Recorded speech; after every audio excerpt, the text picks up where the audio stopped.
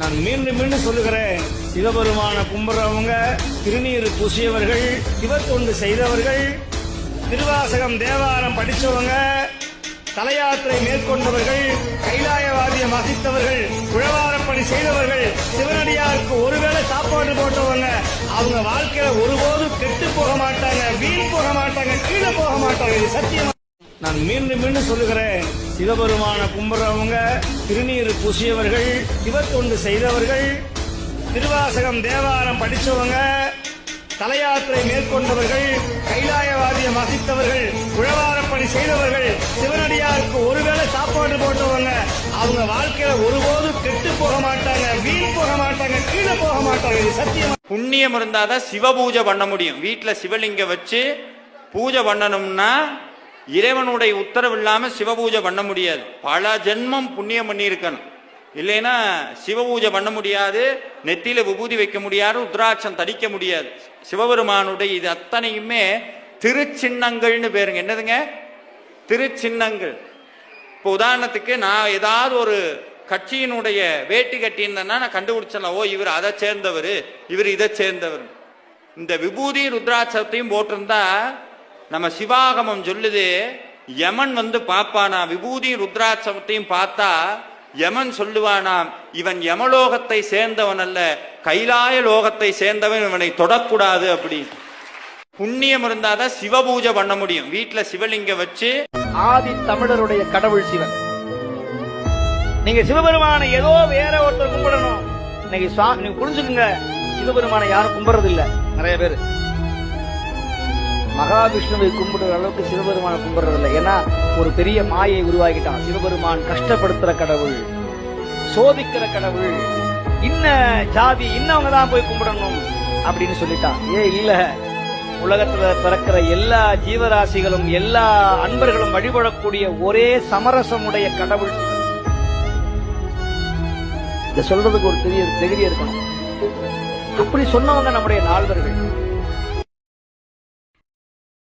Download ShareChat. படைச்ச கடவுள் எப்பவுமே உங்களை கைவிட மாட்டார். 2 கையும் நீட்டி கேளுங்க, அவரை தவிர உங்களை காப்பாத்த யாரும் இங்க வரமாட்டாங்க. கஷ்டமா இருக்கா? கடவுள்கிட்ட பேசுங்க, அவங்க கிட்ட சொல்லுங்க. இந்த உலகம் கேட்க மறந்தாலும், சுத்தி இருக்கிற உறவுகள் கேட்க மறந்தாலும், இந்த உலகமே உங்களை கைவிட்டாலும், நம்மளெல்லாம் படைச்சு அழகு பார்க்கிறவன் நம்மளை எப்பவுமே கைவிட மாட்டான். இடரினும் தளரினும் எனதொரு நோய் தொடரினும் உணகலல் தொழுது எழுவேன். அப்படி நிக்கிறவங்களுக்கு தான் இன்பம் இருக்கிறது.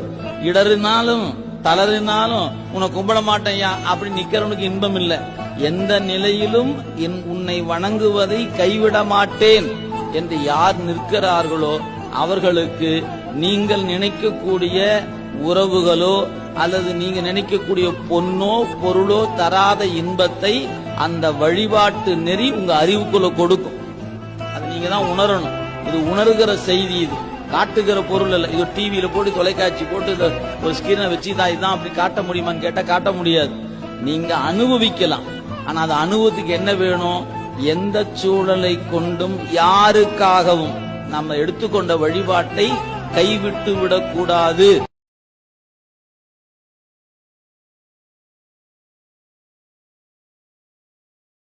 ஒரு மருத்துவ முறையில எப்படி நமக்கு அந்த மருந்து கூட்டிக்கிட்டே போறோம், நாளாக கொடுக்கிற முதல் டோஸ்லயே சரியாச்சுன்னா 2ஆவது டோஸுக்கு வேலை இல்லை.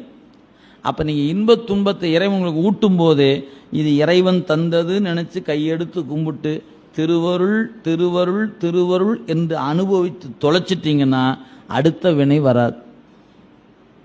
அறிவுக்குள்ள எதுவாயினும் இது திருவருள். அதோட சரி, அதுக்கு மேல ஆராய்ச்சியெல்லாம் பண்ணிட்டு கூடாது. ஏன் இது நடந்துச்சு, இது ஏன் இப்படியாச்சு, அது ஏன் அப்படியாச்சு, அவன் ஏன் அப்படி சொன்னான், இவன் ஏன் எப்படி பண்ணான் அப்படிங்கிற ஆராய்ச்சி தூக்கி போட்டுட்டு திருவருள் இது நமக்கு ஆகும் என்று கூட்டி வைத்தது. எனவே நடந்தது திருவருள். அப்ப நாம என்ன எடுத்துக்கணும்? திருவருள் நினைச்சுக்கணும். மகிழ்ச்சியும் வேண்டாம், துன்பமும் வேண்டாம். அப்படி அறிவை கொண்டு நடுநிலையில் நிறுத்திக்கிட்டீங்கன்னா வேறொரு துன்பமோ வேறொரு இன்பமோ உங்களை கொடுத்து பக்குவப்படுத்த வேண்டிய அவசியம் இல்லை. இதுதான் அடிப்படைங்க. ஒரு உழவன் வளர்த்து வருகிற மரங்கள்ல வேலி ஓரமா அரளி முதலான, அரளி கொட்டைன்னு சொல்லுவான், சாப்பிட்டு செத்து போயிடுவான். அந்த அரளி முதலான மரங்களை வளர்த்து வருவான். வெட்ட மாட்டான். அது ஓரமா கிடக்குது, விடுங்க. அது ஒரு உயிர் கொள்ளுகிற பயிர் ஆயிற்றே, வெட்டி எடுத்துட வேண்டியதானே. அந்த மாதிரி சிவபெருமனாகிய உழவன் என்னை ஒரு நச்சு மரம் என்று தெரிந்தும் என்னை வெட்டாம விட்டு வச்சிருக்கிறாயா. எந்த ஞானியாவது இப்படி சொல்லியிருக்கிறாங்கன்னா ஒருத்தரும் இல்லைங்க. ஆனா மணிவாசக பெருமானுடைய நெஞ்சுக்குள்ள எந்த தகுதியும் இல்லாத என்னை பெரிய அன்பர்களுடைய அன்புக்கு உரியவனாக நீ என்னை ஆக்கி வைத்து விட்டாய். உன் கோயில் வாயில் பிச்சனாக இருக்கிற என் செயல் எப்படி இருக்கிறது? உழவன் வெட்டாம விட்டு விட்ட நச்சு மரம் போலல்லவா நான் நிற்கிறேன். நச்சு மரம் ஆயினும் கொலார் நானும் அங்கனே உடையானாதனே. இந்த வரி நாம படிக்கும்போது என்னத்தான் இந்த பாட்டு சொல்லுதுன்னு நீங்க நினைக்கணும்.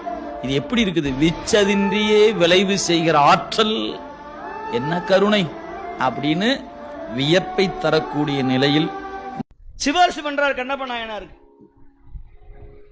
சுவாமி கிட்ட இருக்கிற மற்ற தெய்வங்களை விட சிவன்கிட்ட இருக்கிற ஒரு பெரிய சிறப்பு என்ன தெரியுமா? நம்மகிட்ட எவ்வளவு குற்றம் இருந்தாலும் அதெல்லாம் அவன் பார்க்கவே மாட்டான். சேற்றில் முளைத்த செந்தாமரை மாதிரி சுவாமிகிட்ட இருக்கிற அது ஒரு பெரிய சிறப்பு. நான் ஏன் இப்படி இவ்வளவு தூரம் சிவன் சிவன் சிவன் சிவன் ஏன் சொல்றேன்னா, சிவனை விட ஒரு தாயில் சிறந்த தயாவான தத்துவன் யாரும் கிடையாது. நீங்க எத்தனை குற்றம் பண்ணினாலும் உடனே அந்த குற்றத்தை பொறுத்துக்குவான். யாரு? ஆரூர் சுவாமி மாதிரி. சுந்தரர் எங்க போனாலும் அந்த முத்திரையை வச்சிருவார். ஏன்னா அவர் பேர்லயே ஆரூர்னு இருக்கு. சுந்தரருக்கு திருவாரூர்னாவே ஒரு சிறப்பு. அதனாலதான் திருவொற்றியூர்ல வந்த சுந்தரர் அங்க ஒரு தியாகராஜரை வைக்கணும்னு வைக்கிறார். நீங்க சுந்தரர் எங்கெல்லாம் தரிசனம் பண்றாரோ அங்கெல்லாம் தியாகராஜர் இருப்பார், தியாகேஸ்வரர் இருப்பார். எனக்கு அளவுக்கு மீறின சொத்து சுகம் வேண்டாம். ஏன்னா 10 காசு சேரணும்னு தான் உன் கோயில சுத்துறாங்க. அப்படி பணம் சேர்ந்துட்டா 10 பேர் அவனை சுத்துறாங்க. அந்த சந்தோஷத்துல அவன் கண்டபடி சுத்துன்னு சுத்தி ஒரு நாளைக்கு சொத்துன்னு கீழே விழுந்துடுறான். அந்த நிலைமைக்கெல்லாம் என்ன ஆளாக்கிடாதப்பா. என் மனசை சுத்தப்படுத்து, நிம்மதியை கொடு. தாயை விட உயர்ந்த தெய்வம் உலகத்துல இல்லேன்னு நம்ம சொல்றோம். ஆனா மாணிக்க வாசகர் உண்டு. தாயினும் சிறந்த தெய்வம் உண்டு. அது யாரு? பரமசிவன். ஏன் தாயிலும் உயர்ந்த தெய்வம்? என்னைக்காவது ஒரு நாள் தாய் சலித்துக் கொள்வாளாம். எத்தனை தரடா உன்னை பார்த்துட்டே இருக்கிறது அப்படின்னு. ஆனா எத்தனை பிறவி எடுத்தாலும் எம் பெருமான் சலித்துக் கொள்ளாமல் என்னை ஆட்கொண்டு கொண்டிருக்கிறாரே. அதனால சொல்ல ஞாயிற்கடை. Download ShareChat. யாரோட காசு யாருக்கு வந்து சேரணும்னு பெருமானுக்கு தெரியும். ரத்தக்கரை படிஞ்ச காசு சாமி ஏத்துக்க மாட்டார். ஏழையுடைய கண்ணீர் படிஞ்ச காசை சாமி ஏத்துக்க மாட்டார். உண்மையான ஒரு சிவனடியார் கொடுக்கிற ஒரு கூளை தான் பெருமாள் குடிச்சார். யார்? ஸ்ரீரங்க பெருமாள் ஒரு கிழவி கொண்டு வந்த பழைய சோத்தையும் வெங்காயத்தையும் சாப்பிட்டார். நங்கவரத்தில், திருச்சி நங்கவரத்தில். எங்களுடைய சிவபெருமான் பார்த்தார். சேந்தனார் கொடுத்த அந்த களியை உண்டார். அறிவாட்டாயார் கொடுத்த அந்த மாவடுவை சாப்பிட்டார். காரக்கலமையார் படைத்த அந்த மாங்கனியை உண்டார். வந்தி கிழவி சுட்டுப்பட்ட அந்த உதிர்ந்த பிட்டை அள்ளி அள்ளி சாப்பிட்டார் எங்க மதுரை ஆளவாய் சொக்கநாத பெருமான். எளிவந்த கடவுள் ஈசன், அடியாருக்கு எளியவன் எங்கள் அம்பலவாணன். அவன் திருவடியை ஒரு தடவை வணங்கினா போதும். ஐயா நான் என்ன ஜாதி என்ன மதம் அதெல்லாம் தூக்கி குப்பையில் போடுறான். முதல்ல நீ உண்மையான அன்பு இருந்தா போதும். அவனை பார்த்தா உன் கண்ணில் தண்ணி கசையுதா? திருவாசகம் கேட்ட உடம்பெல்லாம் புலகாங்கிதம் அடையுதா? ருத்ராட்சம் போடணும்னு ஆசை வருதா? திருவாசகத்துக்கு என்ன பொருள் கேட்டா 2 பொருள்.